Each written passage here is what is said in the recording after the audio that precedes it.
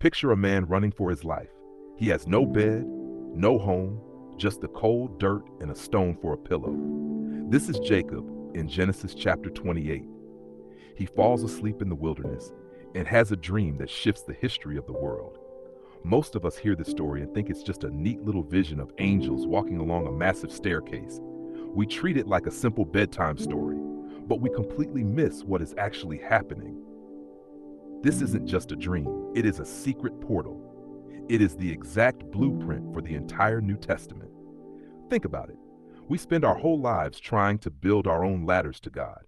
We try to be good enough, work hard enough, and act holy enough to reach Him. We absolutely exhaust ourselves. But Jacob's ladder shows us the brutal, beautiful truth. We cannot climb to God. God came to us. He built the bridge. Jesus himself claims this exact moment in John chapter 1, verse 51. He tells his followers that he is the ladder. When you realize what Jacob actually saw that night, it shatters every religious checklist you have ever been handed. You aren't earning your way to the divine. The divine violently broke into our world to rescue you. To understand the ladder, you have to understand the dirt Jacob was sleeping in. He was not on a spiritual retreat. He was a fugitive. Jacob was a liar and a manipulator who had just conned his own father and stolen his family's inheritance. His brother Esau was furious. In fact, Esau wanted to literally murder him. Jacob was running for his life, terrified, alone, and completely out of options. He stops in a place called Luz. The sun sets. He grabs a literal rock to use as a pillow and collapses. This is what hitting rock bottom looks like. He has absolutely nothing to offer God. He deserves absolute judgment. He deserves death. And then he dreams. A massive stairway rests on the earth and its top reaches heaven. The angels of God are going up and going down on it. Notice a very strange detail in this story. The angels are ascending first. They go up and then they come down. Why would they go up first? Because they were already right there on the ground with him. God's messengers were already present in the dirt, already active in the mess, just waiting for the veil to be pulled back. In the ancient world, people built massive stepped pyramids called ziggurats. They built these huge structures to climb up to the gods. They thought if they brought enough sacrifices up those giant steps, the gods might actually pay attention. It was all about human effort. It was about earning your way into the divine boardroom. But Jacob sees something entirely different. He sees God doing all the work. God is the one establishing the connection. And God speaks directly to this cheating, lying runaway. He does not demand a heartfelt apology. He does not hand Jacob a heavy list of religious rules to follow. Instead, God gives him an unbelievable promise. He says, I am with you and will keep you wherever you go. Do not miss this. Grace always invades our lowest moments. When you are totally exhausted, when you have completely ruined your own life, when your head is resting on a literal stone, that is exactly when God tears open the sky. Jacob wakes up terrified in the best way possible. He realizes God was in that desolate place, and he didn't even know it.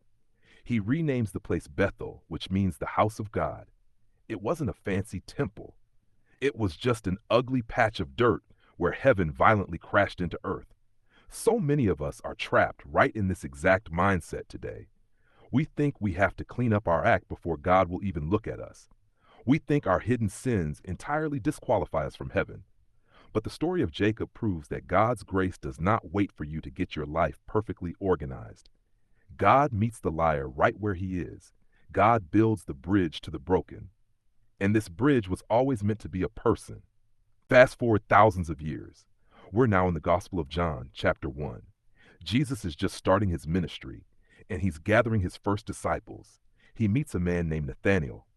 Now, Nathanael is incredibly skeptical. He hears Jesus is from a nowhere town called Nazareth and literally scoffs.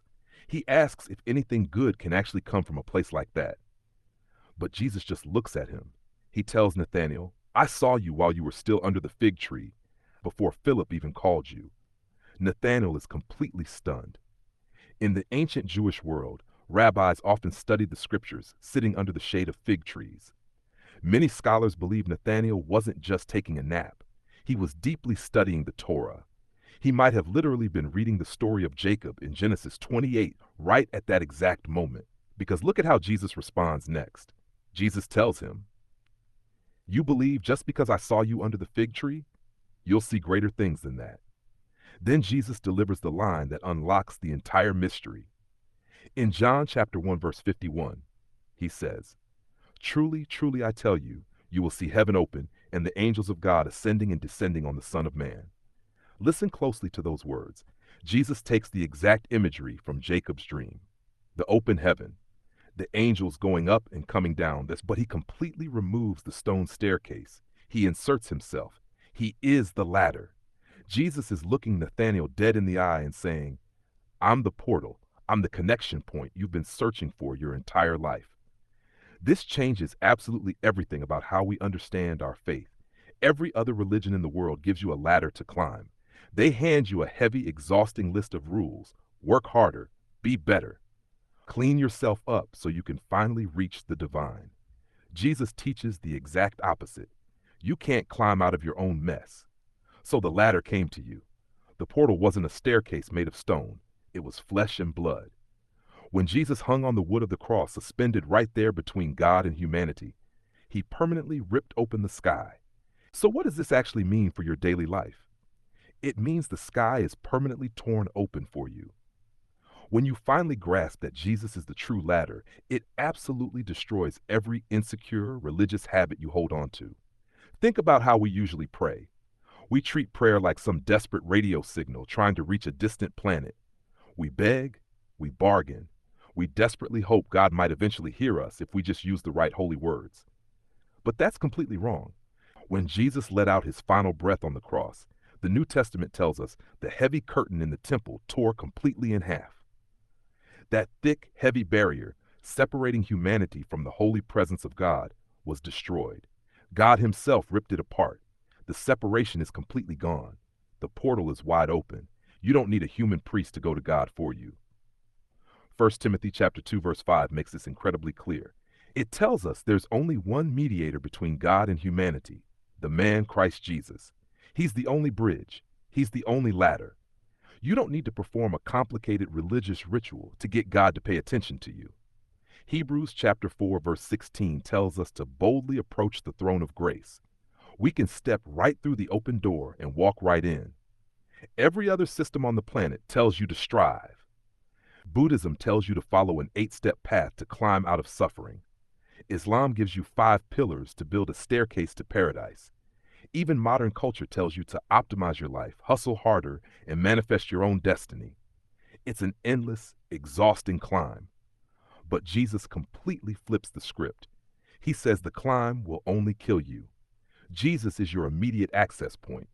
He's standing right in the middle of your living room, right in your car during your miserable commute, right in the thick of your deepest anxiety.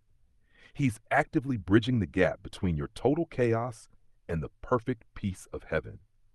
If you belong to Jesus, you live under a continually open heaven.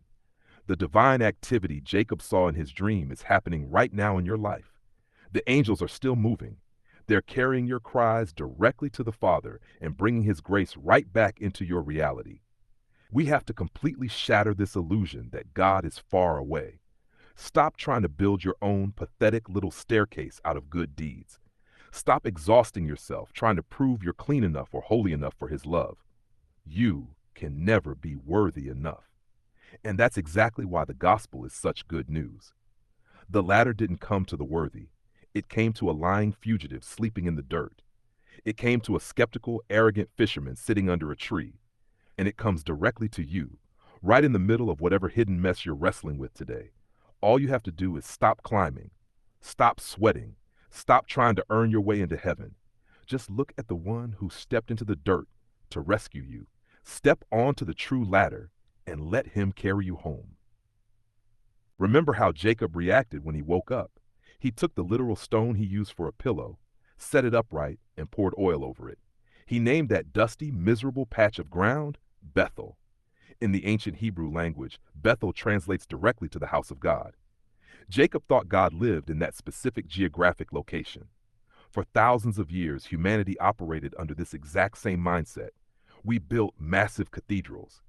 We constructed elaborate temples with heavy stones. We created incredibly strict boundaries to separate the holy places from the regular dirty world. But Jesus entirely dismantles this geographic limitation. When Jesus steps onto the scene and claims to be the latter, he also claims to be the new temple. In John chapter 2 verse 19, Jesus challenges the religious elites. He says, "Destroy this temple and I will raise it again in 3 days." The religious leaders think he is talking about the massive stone building in Jerusalem, but he isn't. He is talking about his own physical body. And this leads us to the most staggering reality of the entire New Testament. When you place your trust in Jesus, his very spirit comes to live right inside of you. Listen to the wild claim the apostle Paul makes in 1 Corinthians chapter 3 verse 16. He asks, "Don't you know that you yourselves are God's temple and that God's spirit dwells in your midst?" Think about the sheer weight of that statement. You are the new Bethel. You are now the exact place where heaven and earth violently intersect. You do not have to travel to a sacred building to find God. You literally carry the raw presence of the living God with you into the absolute mess of the real world. When you walk into a deeply toxic workplace, you bring the open heaven straight into that room.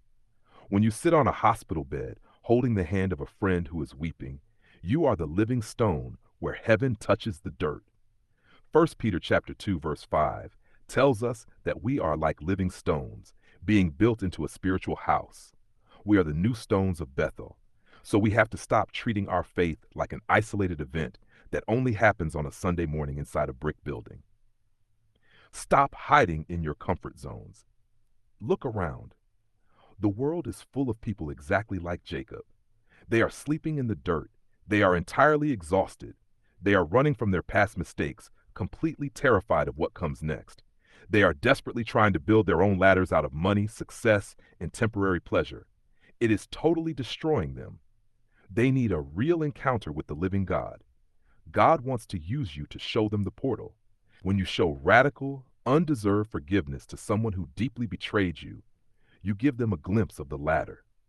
When you choose aggressive generosity instead of selfish hoarding, you tear open the sky for someone else. Jesus bridged the gap for us, and now he commands us to stand in the gap for others. We are called to live every single day as human portals of grace. Stop trying to climb. Jesus already came down to you. Stop exhausting yourself. You don't have to earn your way into the presence of God anymore. The portal is wide open. If this realization completely shifted how you see the scriptures, and if it destroyed the miserable religious ladder you've been climbing, share this message with someone who's totally burned out. Send it to a friend who desperately needs to know heaven is already reaching out to them. And subscribe to join us as we keep tearing down bad theology and uncovering the actual living truths of the text. Let's keep stepping into the open heaven together.